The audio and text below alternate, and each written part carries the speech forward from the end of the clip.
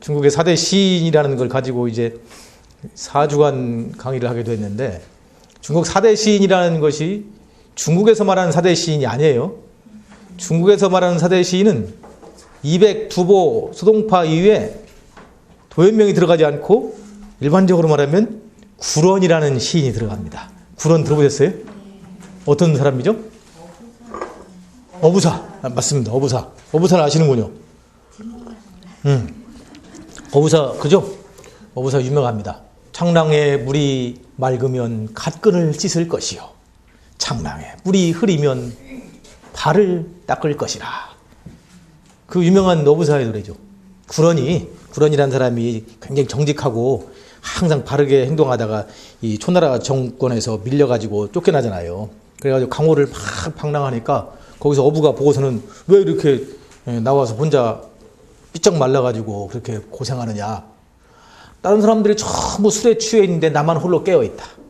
다른 사람들이 전부 진흙탕을 막 날리는데 나만 홀로 깨끗하게 있기 때문에 내가 견디지 못하고 이렇게 쫓겨나는 것이다. 이런 얘기를 해요. 그러자 이제 그 어부가 그러죠. 다른 사람들 막걸리 먹으면 당신도 같이 더불어서 막걸리를 마시던 찌개미를 먹던 같이 취해가지고 난리를 치면 될 것이지. 왜 혼자 고상한 척 해가지고 이렇게 쫓겨났냐고 그러죠. 그러면서 그 부른 노래가 방금 했던 이 창랑가라는 노래예요. 창랑之水清可以濯无影长浪之水浊兮可以濯无处. 이렇게 하면서 진짜 제가 어부 같죠?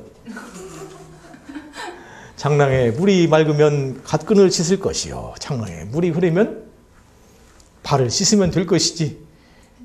그렇게 하면서 모든 상황에 맞춰서 자신을 맞춰서 그 시대와 더불어 함께 흘러가기를 이제 요구하는 그런 어부사 그 내용인데, 거기 나오는 주인공 구런이 사실은 이제 굉장히 문학사적 지위가 높아요. 굉장히 높아요. 그래서 또 뭐 문학사적 지위뿐만 아니고 문화사적 지위도 높죠. 구런은.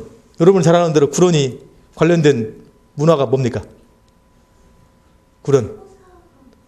초상 문학 장르고 문화 쪽으로 여러분 잘 알고 있는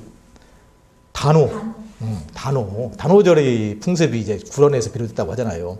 그래가지고 이 구런이 마지막에 마침내 나라가 거의 망할 지경이 되니까 그냥 이제 명나수에 몸을 던지죠.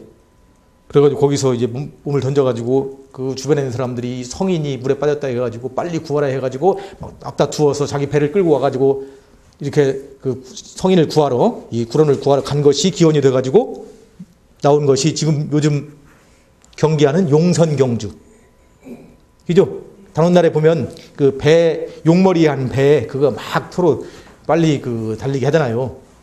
배 젓기. 그 다음에 또, 혹시 물고기들이 이 구런의 시신을 해치지 못하도록 하기 위해서. 맞아. 쫑드라는 음식. 대나무 이파리로 이렇게 이제 찹쌀을 싸가지고, 찹쌀 친 걸 싸가지고서 던져가지고 이제 그것이 유래가 돼가지고 지금도 이제 단오날 되면 쫑드라는 찹쌀밥이죠. 대나무 이파리로 싼 그걸 먹죠. 지금 그건 뭐 중국 곳곳에 이미 보편적인 음식으로 많이 알려져 있습니다. 그런 것들이 이제 문화의 기원이 바로 이 구런인데, 그만큼 구런의 위치가 굉장히 높아요. 그래서 4대 시인하면 구런이 들어갑니다. 근데 이제 제가 여기 소개할 때 4대 시인이라고 얘기하는 것은 거기에 구런 대신 도연명이 들어가는 것은 우리나라에선 지금 우리나라 사람들이 수용하는 중국의 시인들의 위치로 보자면 구런보다는 도연명이 더 그 지위가 높아요. 왜냐하면 도연명이 그 조선조 들어와가지고 성리학자들이 도연명을 굉장히 좋아했어요. 여러분 잘 알고 있는 이황 선생, 이런 분들이 도연명의 그 깨끗한 삶, 그 속물적인 삶을 버리고 전원에 돌아와서 자신의 진실된 삶을 추구하려 했던 그런 도연명의 삶을 너무 좋아했어요. 그러다 보니까 이제 자연히 도연명의 지위가 높아진 겁니다. 우리나라에서는 이 4명의 시인, 이백두보, 그리고 소동파, 도연명, 이 4명의 시인이 가장 많이 알려지고, 그 이상을 범주를 벗어나면 다들 힘들어해요. 제가 그래서 이제 저기 강의할 때, 강의가 아니고 여행, 한시 기행, 중국 한시 기행, 그 중국 세계 테마 기행, 거기에서 강의할 때도, 강의가 아니죠. 그거 소개할 때도 항상 이것이 문제였어요. 다른 시인을 얘기하고 싶어도 얘기를 못하게 하는 거예요.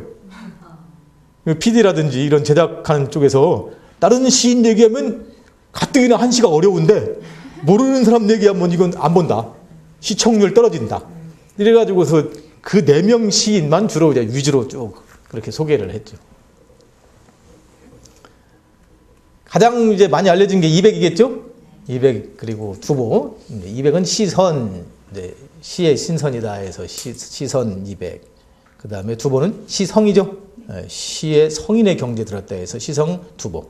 그 다음에 소동파는 본래 이름은 소식이죠. 소식이라는 사람인데 송나라 때 활동했던 대문호죠. 뭐 문학뿐만 아니라 철학이니 또 예술 각 방면에서 아주 놀라운 성취를 일궈냈던 아주 그 지성사에서도 높은 봉우리를 차지하고 있는 소동파. 동파는 그의 호입니다. 그리고 도연명. 이렇게 4명의 시를 이제 차례로 공부하시겠습니다. 오늘은 이제 서론격으로 잠깐 제가 소개를 할 내용이 200과 두보를 얘기하다 보니까 성당의 이 기상, 성당시 이것들을 얘기 안 할 수가 없어요. 그래서 잠깐 이제 성당시에 대한 얘기를 할까 합니다. 먼저 이제 왜 한시를 배워야 되느냐? 이 고리타분한 한시를 왜 배워야 되느냐? 여러분 생각은 어떻습니까? 한시를 왜 배워야 된다고 생각합니까? 한시 뭘 배우겠다고 여러분 나오신 거예요? 그냥 뭐 재밌는 거 있겠지 하고 막연한 생각으로 오셨어요? 그 한시를 배워야 되는 이유를 나름대로 한번 생각해 보고 여기 제가 정리를 해봤습니다. 지금 현재 중국의 각종 그룹의 리더들이 뭐 정치면 정치, 경제면 경제 그 그룹의 리더들이 종종 이렇게 한시를 인용해서 자신의 뜻을 펼칩니다.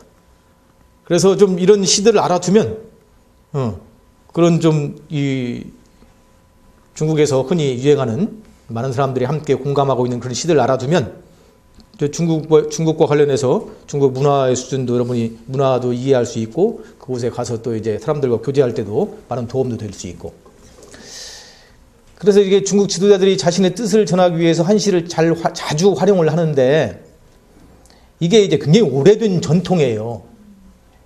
옛날부터 그랬습니다. 공자 때부터. 그래가지고 공자가 이제 이것과 관련된 유명한 얘기를 남기고 있는데 어느 날 이제 공자님께서 이게 뜰에 서 계셨어요. 딱 서 계셨는데 아들이 지나가는 거예요. 공자 아들이 공리죠. 거기 나와 있죠. 공리가 마당을 이제 질러서 지나가는데 공자가 불러서 공리야 공부 열심히 하고 있느냐? 예, 열심히 하지만 아둔해가지고 잘 큰 성과가 없는 것 같습니다. 열심히 하겠습니다. 그러자 이제 공자가 물어요. 너는 시를 공부했느냐? 이렇게 물어요. 시를 공부했느냐? 여기서 말하는 시는 시경입니다. 여러분이 알고 있는 시경. 시경이라는 게 뭐냐면 옛날부터 내려왔던 굉장히 많은 시들, 민간에서 유행했던 그런 시들, 또 문인들이 지은 시들, 궁중에 전해오는 시들 이런 것들을 전부 모았더니 그게 한 3,000편 정도 됐어요. 공자가 모아보니까. 그래서 공자가 그 중에서 선집을 만든 겁니다. 잘 봐가지고 그때는 전부 다 이게 노래가 붙여져 있었어요. 악보가 있어가지고 노래로 부를 수 있는 것이었어요. 그래서 일일이 이 공자가 검은고를 탑니다. 금이라고 하는 이 금을 타면서 다 일일이 다 대조하고 검열하고 그래서 가장 성취가 좋은 것, 아름다운 것, 교육적으로 의미가 있는 것, 감성을 충만하게 하는 것 이런 것들로 가려 뽑아서 딱 300수 그것으로 만든 것이 바로 시경입니다. 그러니까 공자에 의해서 최초로 만들어진 시선집입니다. 그것을 이제 시라고 불렀는데 나중엔 그것을 높여서 거기에 경을 붙여가지고 시경이라고 하는 거죠. 너 시경 읽었느냐? 시를 읽었느냐? 그러니까 머리를 박박 긁으면서 아직 못 읽었습니다. 그러자 이제 이 공자님이 유명한 말을 합니다. 거기 나와 있는 그 말입니다. 불학시면 무의연이라. 뭡니까? 시를 배우지 않으면 무의언. 무의란 말은 뭐 할 수 없다. 말을 할 수 없다. 딱 이렇게 아주 단정적으로 말을 해요. 이게 무슨 말입니까? 네가 정말 리더가 되고 싶으면 시를 배워라. 리더가 시를 알지 못하면 남들을 감동시킬 수 있는 말, 남들을 설득할 수 있는 말, 남들을 이끌고 지혜 나갈 수 있는 말을 할 수 없다. 이렇게 얘기하는 거죠. 그래가지고 이제 이 아들이 열심히 가서 시를 읽혔다. 그런 대목이 논어에 나옵니다. 논어에. 그래서 이 불학시면 무의연, 시를 배우지 않으면 말을 할 수 없게 된다. 이런 전통이 이제 쭉 생겨나게 된 거죠. 많은 중국의 리더들이 시를 열심히 배웁니다. 그래서 자신들이 뭔가를 좀 전달해주고 싶은 대중을 향해서 자기 조직원들을 위해서 향해서 뭔가를 얘기하고 싶으면 항상 시를 먼저 던져서 사람들로 하여금 미리 넌지시 그 뜻을 알아차릴 수 있게 하고 그들을 이끌고 가고 그들에게 그들을 격려하는 그런 이제 깃발 같은 것으로 활용을 했죠. 그 얘기입니다. 지금도 이 공자의 고향인 어디죠? 공자의 고향? 여러분 혹시 중국의 곡부, 산동성에 있는 곡부에 가면 거기 이 시, 불학시 무의연을 기념해가지고 시례당, 시와 예를 강조한 그런 집이다 해가지고 왜냐하면 한참 뒤에 똑같이 예를 가지고 얘기했거든요. 똑같이 지나가는데 아들을 불러가지고 또 예를 익혔느냐? 예와 관련된 책을 읽혔느냐? 이렇게 물어요. 아직 안 읽었습니다. 그러면 예를 읽어라. 예를 읽지 않으면 네가 네 스스로 설 수가 없다. 사람들과의 관계에서 네가 어떻게 처신해야 될 기본적인 입장을 세울 수가 없다 해가지고 시 말고 예를 또 강조해요. 그래서 시례당이라고 해서 지금도 건물이 있습니다. 그래서 그곳을 방문하는 많은 중국인들에게 공자가 시와 예를 강조했다는 것을 거기 교훈하고 있는데 그만큼 이 시를 배워야 된다는 것은 오랜 전통이 되어 있습니다. 그래서 많은 시가 있는데 그러면 어떤 시를 배워야 할 것인가? 중국인들이 늘 고민도 했죠. 그 중에서 이제 시 중에서 정말 배워야 될 만한 시, 좋은 시가 있다. 그래서 그 시로 얘기하는 것이 바로 한 시 중에서 최고봉은 성당시다. 이 성당이라는 때는 언제냐면 여러분이 잘 알고 있는 양귀비와 함께 나라 말아먹은 임금 누구? 현종. 그죠? 현종 여러분 아시죠? 예, 현종 때입니다. 현종이 양귀비를 만나기 전까지는 아주 굉장히 훌륭한 군주였습니다. 그 당시 아주 중국의 역사상 가장 황금기인 개원지치라고 해서 개원 성세가 열린 그 시기였습니다. 그때를 성당이라고 합니다. 성자가 이제 태평성대 할 때 성자죠. 그때는 뭐 군사력이 아주 막강해가지고 정치적으로 안정됐고 또 경제력도 생산력이 비약적으로 발전해가지고 생산력이 아주 비약적으로 발전하면서 경제적으로 풍요로웠고 그리고 비단길이 열리면서 각국의 문화가 통합되면서 문화적으로도 굉장히 부흥했던 그래서 역사상 아주 유례없는 그런 황금기였습니다. 그래서 그때는 사회적인 전체적인 분위기가 뭐든지 할 수 있다 이런 분위기였어요. 그리고 굉장히 개방적이었어요. 자신이 있으니까 나를 개방할 수 있는 거잖아요. 그래가지고 그런 사회적인 개방적이면서 역동적인 분위기가 시에 고스란히 담겨지게 됐어요. 그 당시 시를 썼던 사람들이 대부분 다 그렇게 힘있는 시, 뭐든지 할 수 있다는 적극적인 시, 이런 시들을 많이 써요. 그때 활동했던 사람이 여러분이 지금 배우는 이백, 그리고 두보입니다. 그래서 지금 이거 하나 보시면 그 중에 두보의 시를 함께 보시죠. 태산을 바라보며라는 시인데 한번 다 같이 읽어볼까요? 시작. 읽으세요. 우리말도 힘들어요? 자, 시작. 태산은 대저 어떠한가? 제로에 걸쳐 그 푸르름이 끝이 없구나. 조물주는 수려함을 모아 놓았고 산의 남북은 밝고 어두움이 다르도다. 씻겨진 가슴에는 흰 구름이 일고 흘겨 바라보는 눈에는 새들이 들어온다. 반드시 저 산 꼭대기에 올라 자그마한 무산들을 내려다 보리라. 빨간색 글자는 좀 힘차게 읽어야 됩니다. 얼굴을 붉히면서 시작. 반드시 저 산 꼭대기에 올라 자그마한 무산들을 내려다 보리라. 이 시는 두보가 25 나이에 지은 시입니다. 어떤 상황에서 졌냐면 25세 이제 낙양에서 있었던 과거 시험에 응시했다가 떨어졌어요. 떨어지고서 이제 그 좌절감을 이기지 못해가지고 천하를 떠돌다가 이것저것 여행도 하고 사람도 만나고 하면서 그 이제 자신을 잘 가다듬고 마침내 태산에 올라서 이 시를 남깁니다. 그래서 앞에서는 쭉 태산의 높은 것을 얘기하고 마지막에는 태산을 올라가면서 남긴 말입니다. 지금 내가 올라가는 중간에 있는 겁니다. 태산에 올라가다 보니까 곳곳에 봉우리들이 많이 있습니다. 높은 봉우리들, 정말 까마득히 높은 봉우리들이 있습니다. 야, 저 높은 봉우리들을 나하고는 너무 멀구나. 나하고는 수준이 너무 차이가 나는구나. 마치 나보다 먼저 앞서서 높은 성과를 이룬 그런 선배들, 그런 앞서간 사람들의 모습처럼 그렇게 까마득하게 높아만 보입니다. 그런데 이 시인이 뭐라고 얘기했어요? 기다려라. 내가 어떻게 한다? 산 꼭대기까지 올라간다. 그 꼭대기 올라가서 거기서 딱 서서 바라보는 날, 내가 올라가면서 바라봤던 그 높은 봉우리들은 모두 다 어디 있다? 내 발 아래 자그맣게 엎드려질 것이다. 그게 중산소입니다. 중산소. 거기 한자를 볼까요? 회당 능 절정 일남 중산소. 한번 읽읍시다. 회당 능 절정 일남 중산소. 네, 회당이라는 말은 반드시 뭐뭐 한다는 뜻입니다. 반드시 뭐뭐 할 것이다. 능 절정. 능은 오른다는 뜻이고 절정은 산 꼭대기를 절정이라고 하죠. 산 꼭대기, 태산 산 꼭대기를 반드시 내가 올라갈 것이다. 그래서 어떻게 한다? 일남 한번 쫙 바라볼 것이다. 중산소, 그 뭇 봉우리들, 여러 봉우리들이 자그마한 것을 한번 바라보게 될 것이다. 무슨 뜻입니까? 내가 인류가 되겠다는 뜻입니다. 내가 최고가 될 것이다.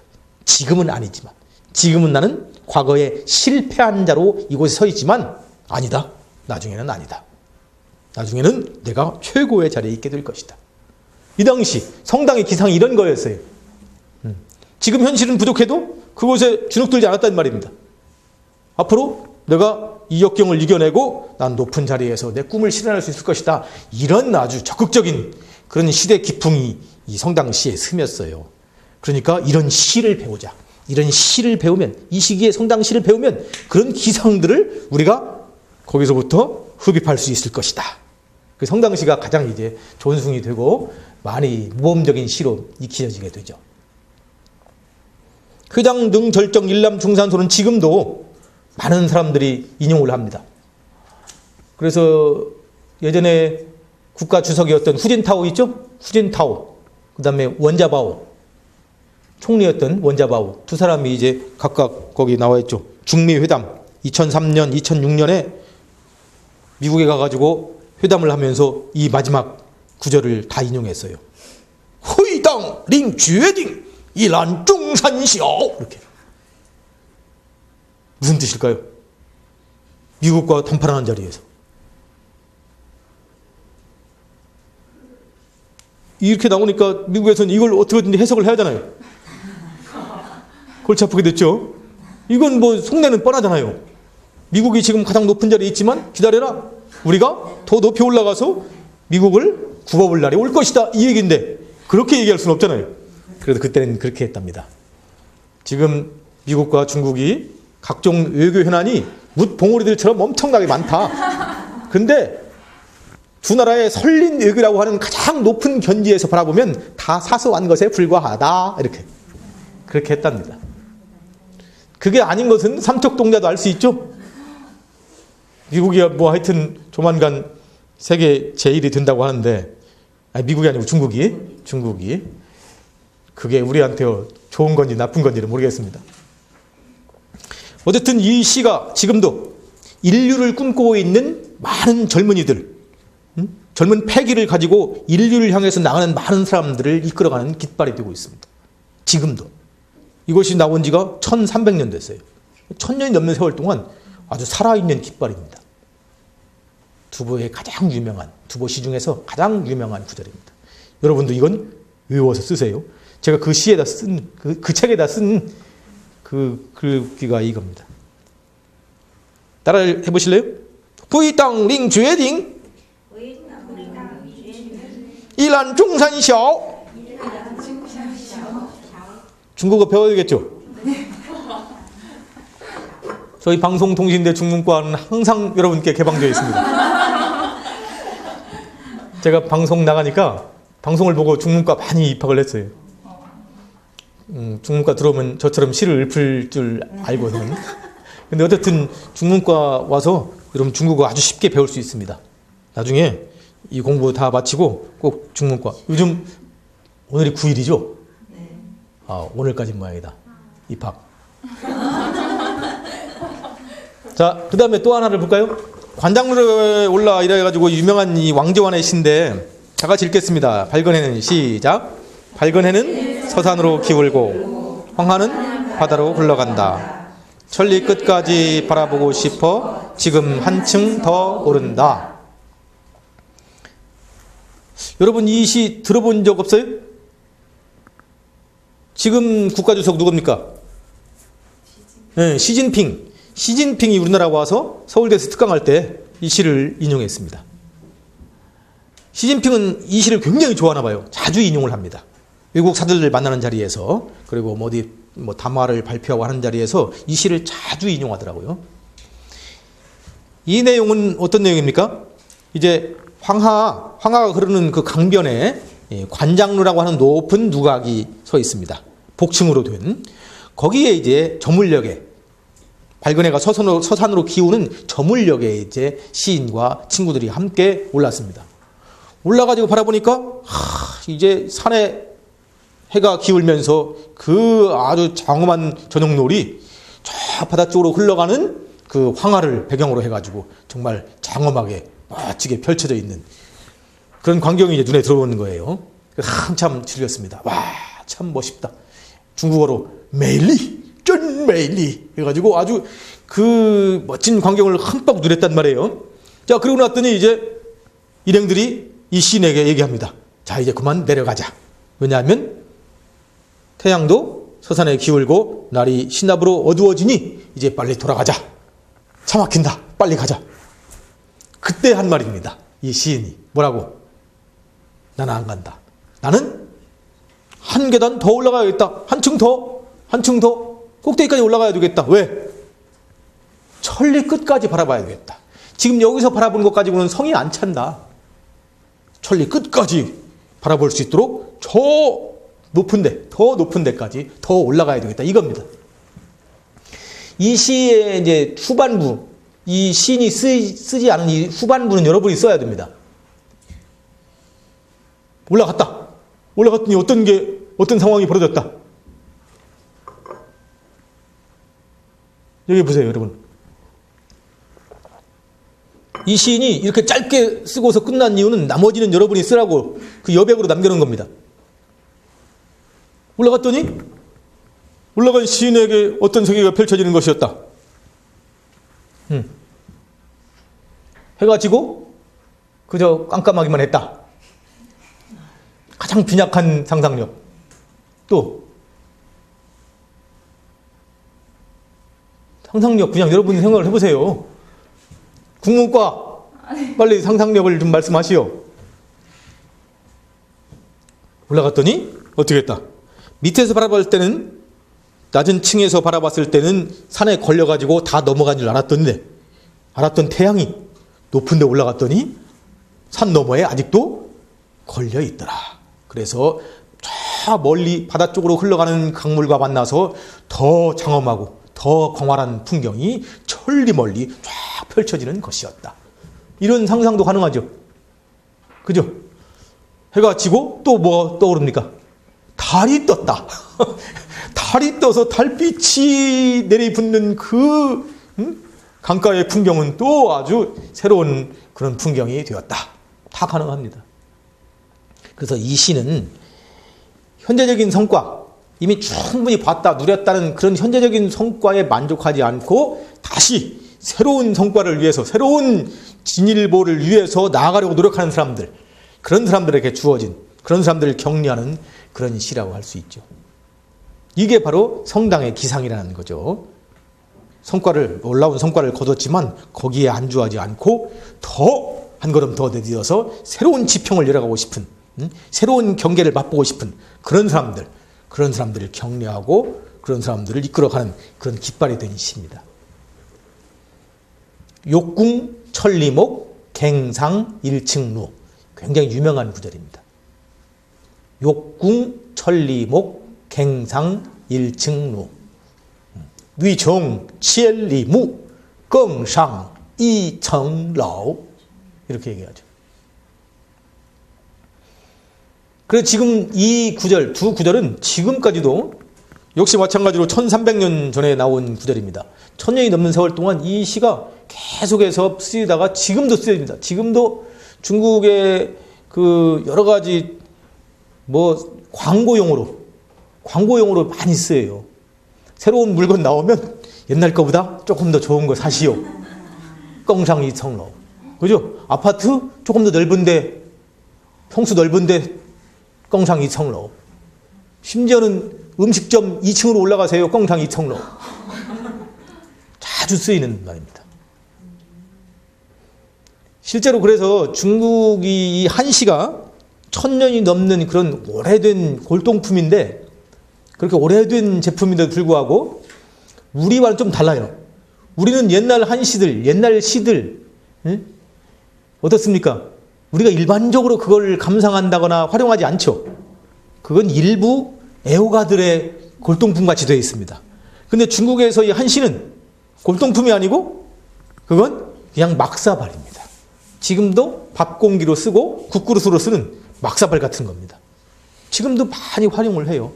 많은 시가가 지금도 일상에서 많이들 아주 적절하게 활용이 됩니다.